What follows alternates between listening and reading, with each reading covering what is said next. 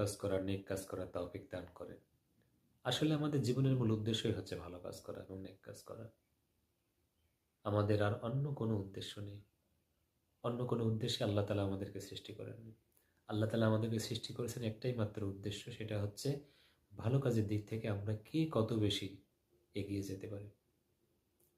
এ ব্যাপারে আল্লাহ তালা পবিত্র কুরআনুল কারীমের সূরা মুলকের 2 নম্বর আয়াতে আল্লাহ তালা ইরশাদ করেন, বিসমিল্লাহির রহমানির রহিম, আল্লাযী খালাকাল মাউতা ওয়াল হায়াতা লিয়াবলুওয়াকুম আইয়ুকুম আহসানু আমালা।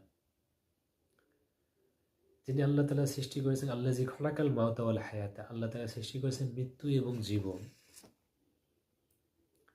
কিসের উদ্দেশ্যে? আল্লাহ তাআলা বলতেছে, আমি তোমাদের পরীক্ষার উদ্দেশ্যে সৃষ্টি করেছি। লিআবলুওয়াকুম আইয়ুকুম আহসানু আমালা, পরীক্ষা করার জন্য সৃষ্টি করেছে। কিসের কারণে? আহসানু আমালা,